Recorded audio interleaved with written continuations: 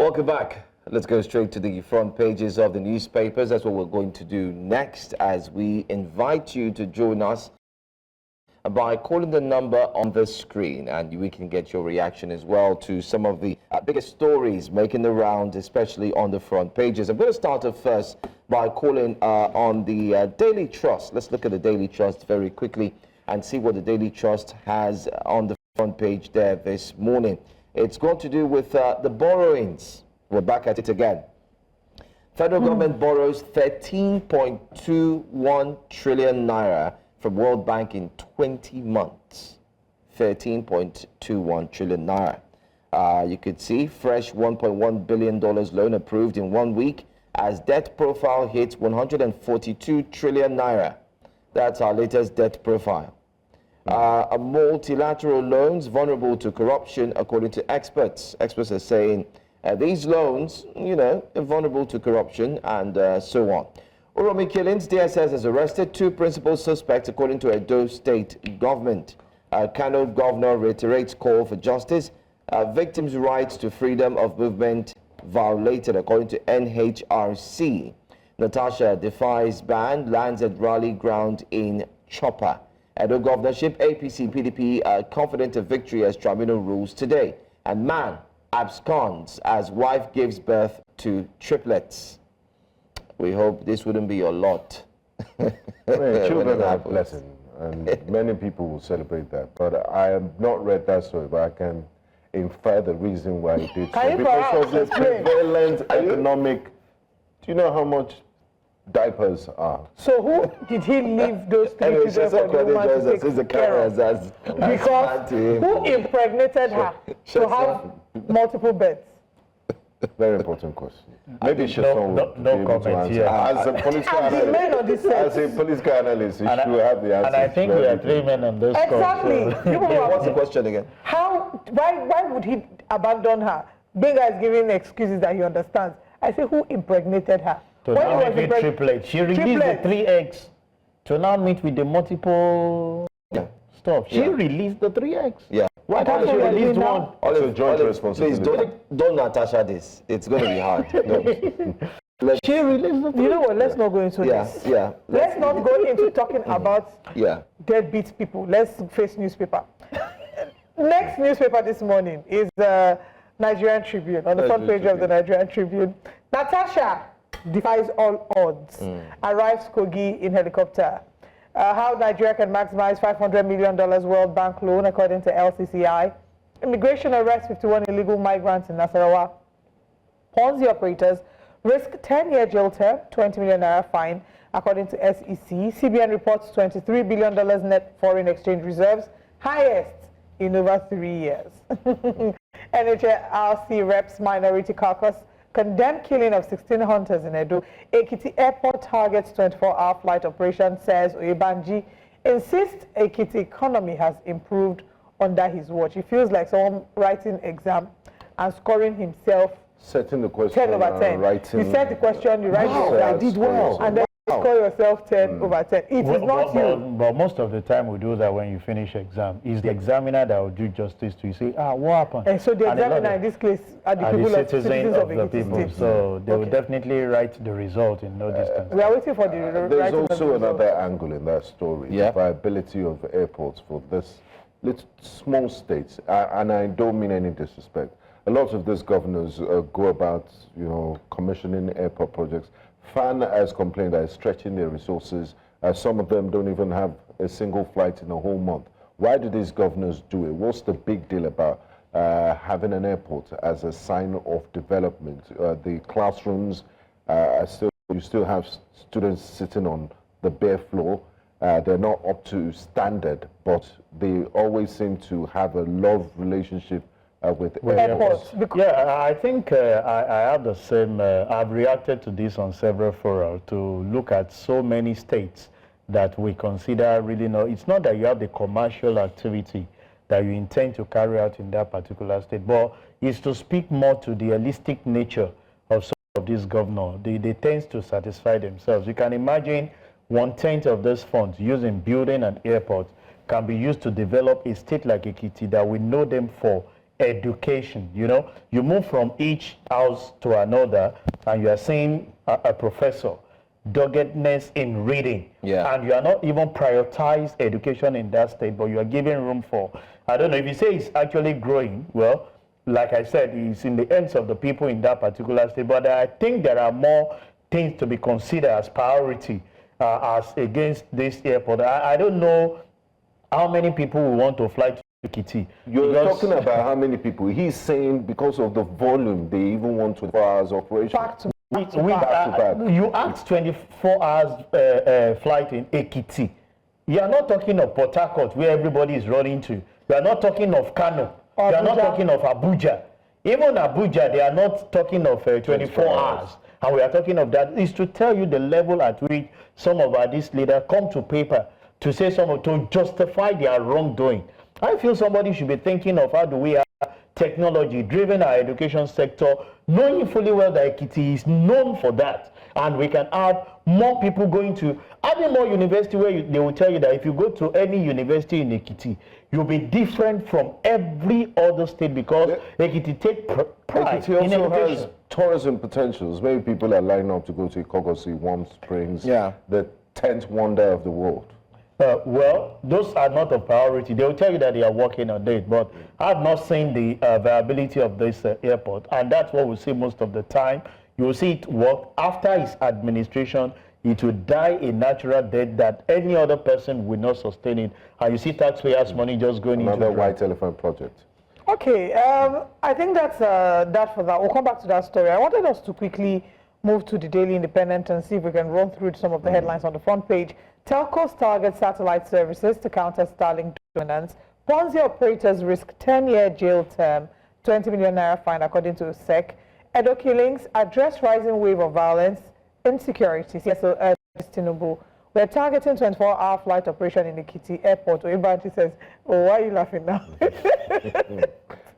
PDP plotting to instigate crisis in Edo, APC alleges.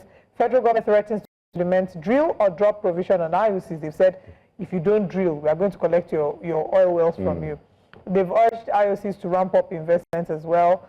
Adopt Wise report, you won't lose 2027 poll, Okechukwu tells Tinubu. Edo gubernatorial elections. Confusion as leaked copies of tribunal judgments surface online. I think that's a good place for us to start, with the Daily Independent. When you saw I don't know if you've seen the copy of what was purported to be a leaked judgment of the future. Yes. So the judgment is currently happening now in Abuja. Should be happening. We connected with our correspondent Joshua Imai, who said to us that people are waiting. The party faithfuls are in court and they're waiting for judgment to start. So I don't know if you saw what was that document, even though we had a guest earlier that said it wasn't signed, so you can guarantee the validity of that. Yeah, well, I didn't see that copy, but one thing I always speak to is that a lot of government officials never have this confidentiality that we are known for. And everybody signed that document. And the reason why this has been on the increasing path is because there is no punishment for even those that has happened in time past. A lot of people will go ahead and do a lot of things without having any punishment on their path. I will wait. You might have that particular one in circulation. And it might be a particular one that is not going to be used. Let's wait for the judgment. If it is the same thing, then we should hold those people who are actually working at the corridor of that place. But I will tell you, they will raise it and it will die a natural death because they might actually be working. We have a caller. George is calling. Good morning, George. Thanks for calling. Please go ahead with your comment. Good morning, everyone. Good morning. Good morning. Yeah, thank you very much. So, it's been a very eventful week in the country. Numerous deadlines. By the way, great job that you're doing on set. Thank you. I wanted to speak to the Ekiti commentary made by your analyst there, and I pretty much want to agree with him. The bulk of the issues we have in this country, for me, is more structural, it's more systemic. The degree of chaos in the way we administer governors in this country is alarming. For example, how do you assess performance, for example? How? What are the benchmarks? What are your KPIs? What development plan does the government have that even the legislative arm has debated on and approved and is using as a basis for assessing performance? Now, that is on one side. Then I saw the other headline, I'll be very quickly, on the borrowing, for example. The debt stock of the country is in excess of 50% of GDP. It is not sustainable. Where are we going in this nation? I mean, how do we account to the generations yet unborn? So these, for me, are just some of the issues that are very worse. Every other thing is symptomatic. There is a root cause that we are not dealing with. Thank you very much. Thank you very much, John, for calling. I want to follow up on what John mentioned about the debt stock. And the headline he's talking about is from the Daily Trust. Federal government borrows 13.21 trillion from World Bank in 20 months. One of the writers says multilateral loans vulnerable to corruption, says expert. There's a saying that goes, he who goes a borrowing goes a sorrowing. How sustainable are these loans? Are we using it for Lagos, Calabar, superhighway? What can we see? Are we borrowing to pay salaries? What's the plan to repay these loans? And what impacts does it have on ordinary Nigerians? Is there also transparency in these loans and its implementation? Yeah, well, if you ask me, all these questions border around about what has happened in time past. How did we get to this issue of 130-something trillion debt? And what is the plan? The last report I heard about this administration is to say we've been able to manage our debt to revenue to reduce it from the 90-something, we met it to about 60-something or 50-something to give allowance for all the things. And here we are, you know, given a projection to say in 20 months, we will be borrowing this certain amount. And the question I ask myself, all the leakages we claim we are blocking, all the policy, the fiscal policy that tells towards revenue generation, have we already projected that in 20 months to come, we are not going anywhere? And that's why we are having this projection of borrowing. We are not even talking of the repayment. And I've asked myself the question, if you look at the financial institution, before they borrow a businessman, you know, funds, they try to look at your antecedent. To me, if these World Bank people are still, you know, having that intention of borrowing us so much like this, is to tell us that we have a lot of potential we are not tapping into locally. And it's worrisome for me as an individual, because I know where the debt profile was while we were young. I know where it is. At the time, we were told during the Obasanjo regime that with the influence of Ngozi Okonjo-Iweala, we had that debt forgiveness before Jonathan came on board. So we started from a clean slate. So within that period and now, talking of less than 20 years, we've accumulated this fund. And how impactful are some of these borrowing, you know, on the, is part of what we're saying on the part of what is happening in Ekiti. Are we doing projects that are impacting on common man? They must have borrowed money for the development of that airport. And this is just World Bank. They're China loans that we're not talking about. This is just from the World Bank. So you ask yourself, if some of these borrowing are for the development of the average citizen, we will be seeing the impact. No hospitals. No hospital is functioning. Education. Our education sector is nowhere to be found. We pay so much in terms of power sector, in terms of telecoms. A lot of people will tell you, in fact, these days I buy data and I ask myself, what did I use it for? Where did you go to? What did I use it for? Infrastructures are not there. So what is this? Do you know how much a return trip to Abuja costs? How many people one-way ticket is, I saw a one-way ticket recently which was 450,000 naira. A return ticket is between 300 to 350. No, actually I did see one recent. I don't know if it's because Maybe because for a festive season. But the last trip I had was about a return trip was about 290, of which I did about 3 weeks before my trip. So you can imagine if I'm to leave tomorrow and I have to book, you'll be talking about 3. This used to be 10,000. We used to go return ticket 28,000.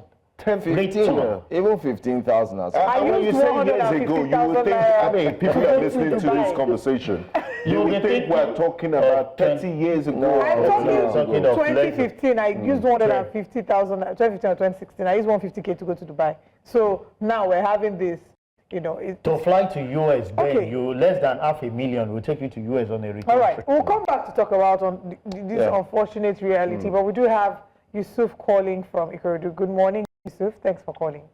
Good morning. Good morning. Please go ahead. How are everybody there? Quickly on Natasha's issue. All right. Let me bring the ship on Natasha's issue. The way you media are taking this matter is like you people are taking side on it. Because let's look at our issue. In this country of ours, where there is an issue between two people, take for instance, someone came to a place, that person gets slapped by somebody in that place for one reason or the other, and the person that slapped this person is the first to make reports.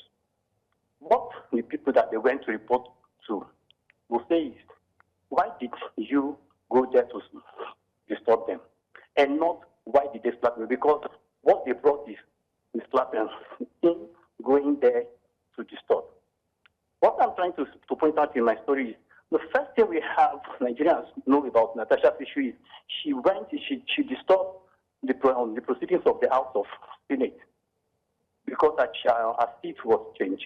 But now you press are bringing sexual harassment affront the disturbance of Smith, which is not so, making it look as if, let me ask this question, had it been they didn't change her seat in the Senate, will she be saying anything about sexual harassment or something?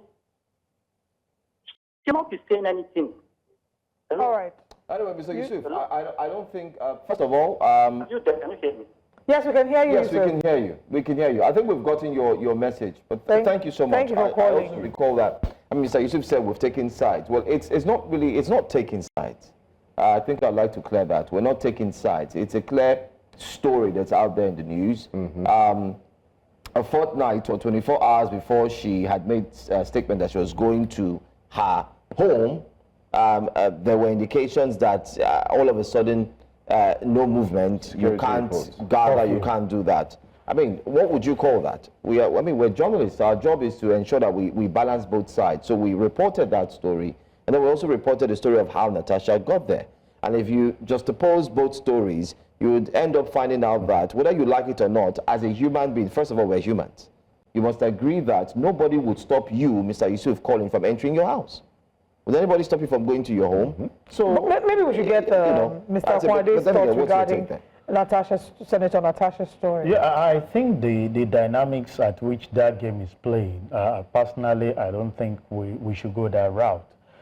First and foremost, it was being said that our coming will create unrest in the states, and I asked, what unrest? Definitely there are two sides of the coin, and I can tell you for free that whatever you want to say, the people from our constituency will still stay with us, irrespective of how you want to influence whatever decision. They might have certain section of the same set of people from the constituency that feels that, okay, well, we are being, most of the time they are being induced to work against their own, because there is no how myself and Oli will be brother and sister, and I feel they will tell you that blood is thicker than water. We might not be related by blood, but the fact that we have common ground, we speak almost the same language, we grew up together, and this was a woman that, against all odds, remember how she actually won this particular election, going to court with some fact to say these are actually the right result that we had there. You cannot see his people coming to fight her. And that alluded to the fact that a lot of them trooped out against the instruction of the governor that there will be curfew. To say, fine, there can be curfew in the state, but for us, we want to welcome our own. I feel we should take time to be sensitive. most of the time, these security reports that we are majorly being influenced by wrongdoing as against the person you are fighting with. And for me, I always say, if somebody is, even if you recall her today, and you say she's no longer in the Senate, she still has the people that will always be there to protect their interest. Because you are going to get someone from that same constituency. And the person will just have to, like, they will have to tell you that you need to be careful. The same way they actually punished your predecessor is the same way you have it. So when politicians are doing, it's part of politicking, which politician will say that's how they play their game. But the citizen should be sensitive enough to know when they are being used, and when they induce you to get their result, they will use you, dump you, and go to another level when they need other people. All right. Still reacting to the newspaper front pages, we have Catherine. Good morning, Catherine. Thanks for calling. Please go ahead with your comment. Good morning. I want to talk about the Natasha issue. It's really taking a lot of things out of this country. We have better things to do in our country than to talk about one person that will hold us down. Can she just do what she's doing and let everybody ignore them? And let us just continue with what we are doing. We have a lot of issues of that. People are hungry, people need jobs and all that. And yes, we are busy talking about one woman who is flying up, who is coming down, who is talking, who is shouting, who is doing this. If she needs attention, she should go ahead and do attention. Hollywood is there, Hollywood is there. She should give her attention and leave us alone. Let us continue what we are doing. What is just this big deal about Natasha and all that? Is she the only lady in this country? I'm sick and tired of hearing from them every day. We have things to do. Please, this is disturbing us. Our sensitivity is being disturbed. Can somebody tell these people, please stop? Even you, the first people, stop. The more you give her attention, the more she goes up bringing us new things. She went into the river, she went to this one. What's all this for? Have we come to a country where we are coming? Please, stop giving her attention. If she can do a drama in Kogi, she can do a drama in everywhere, but give us attention. Nigerians, we need attention. Our issues are bigger than this. Please. Thank you very much, Catherine. Thank you very much, Thank you. Olive, there goes your quote again, your famous quote. Two or more things can exist at the same time. Exactly. Two truths can coexist. Yeah. Whilst it is true that we have a lot of pressing issues in Nigeria, and you know, I can completely understand where you're coming from, but just to lay a foundation to why it is an issue, it's because the quality of our governance is largely dependent on the people in office, the people chosen to represent us, and the manner in which they are able to go about the affairs in the Red Chamber. And if we can't guarantee equity and fairness in the Red Chamber, then what really is the hope of the common man? I think that's maybe the grouse of the people who are pushing for Natasha or against Natasha. I don't think it's necessarily because they are looking for attention. She said Natasha is disturbing us. Yeah, I was about to ask her, like, the ways in which she meant that. Yeah, no, well, I think our perspective is quite simple, that there are other pressing issues. Yes, that, and I agree. Talked about our education, talked about the health sector, the power sector. Even the we have shifted based on this insecurity, I'll go back to the Uromi killings, because when we talked about the Uromi killings, this is the exact excuse when people said, if you're saying that these hunters were killed and that these people are not hunters, they were headsmen, and the Edo people, the Uromi people are complaining about how they're being plagued by Fulani headsmen, or headsmen, I'd rather use that. And then these other people are saying, no, that's just an excuse. So my position was two truths can coexist. It can be true that, yes, they're being disturbed by headsmen, but it can also be true that there was a mob attack and that the people who were involved in this should be made to face the law. So two truths can coexist. We have challenges in Nigeria, and Natasha has a right. She's a Nigerian citizen, and she has Nigerian citizens that elected her to represent them. Now we have, do we have another call? Okay, no, we're not taking another call. All right, we have a few more minutes to go. Final story, let's look quickly at the front page of the Nation newspaper. 5 major banks declare 4.56 trillion naira full-year profit. I mean, I saying that Nigeria has problems. My money is inside that money. I was saying Nigeria has problems. What is the impact on the economy? From the statement that they are supposed to produce, certain amount is set aside for SMEs. How many of the SMEs are accessing it? Nothing. Good call. Anyway, I stand to be corrected, but I would say very, very small percentage. Even the percentage that you're talking about, I have to speak of their relationship with the people within. Because if you are declaring this, if you are declaring this much, we should feel the impact on SMEs, on business growth. But we are not seeing that coming up. Having access to finance, the interest rate is let's go to that. They think banking is just about keeping money and SMS charges. I mean, if you look at the intro to that story, it says the Nigerian banking industry appeared resilient amid the changing macroeconomic landscape and ongoing banking recapitalization. You're seeing the riders to the story. Net gains after tax grew by 66.2%. Assets of top financial institutions hit 100 trillion naira. Make all of us feel this money, make it touch everybody. Philip Tribune advocates active roles for deputy governors. Great mind. Very, very great mind indeed. Two more Uromi killing suspects arrested.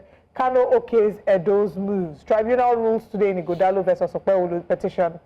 And the final story, Kogi government seeks security agencies. Election Loye Market, Makinde halts planned demolition. Let's get your final thoughts on. I think the only story we haven't touched so far would be Edo government and how the governor has gone to Kano State to commiserate with the unfortunate, the diseased, unfortunately, families of the deceased. Some criticized the governor and they said, you shouldn't have gone there. What about the other people that they've killed in the other parts of the country? Have their own governors come to commiserate, commiserate with the families of the deceased? What's your thought on that? Well, you always have these two sides of the coin. When you take a decision, some we say why. So we say why you don't really have the feeling of the people at heart. I always tell everyone, follow your conscience. You might know the reason. You might have the instinct of why you're actually doing that because they are your citizens. But the question there is we should look for a way to take care of this high level of insecurity and the killing that we are having every day. If you're looking at those people in the north being killed, we should look at the way we can diffuse this state of origin and see ourselves as one nation where we can interrelate without having any conflict to say, this is my territory, that is your territory.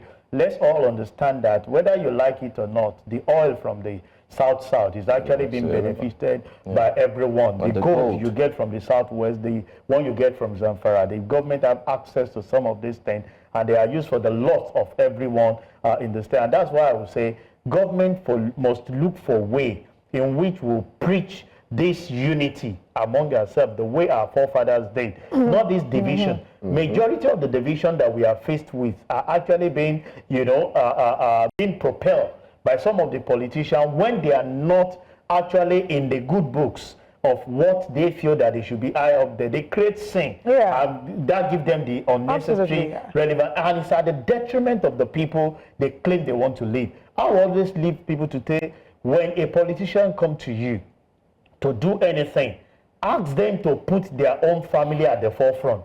Then you follow them. So when there is anything, they bear the brunt, not you. Not you sacrificing for them because it's always used and done. They will use you today and give you 100,000. Tomorrow when you are not there, they will use another person. We must give ourselves that brain. Like you said, divide and conquer is such a strong tool of manipulation that public office holders will always use. At the end of the day, I hope that citizens will have more sense and do better. Sesan Okunade, thank you for joining us. Thank you for your time this morning. A great time to be with you this midweek.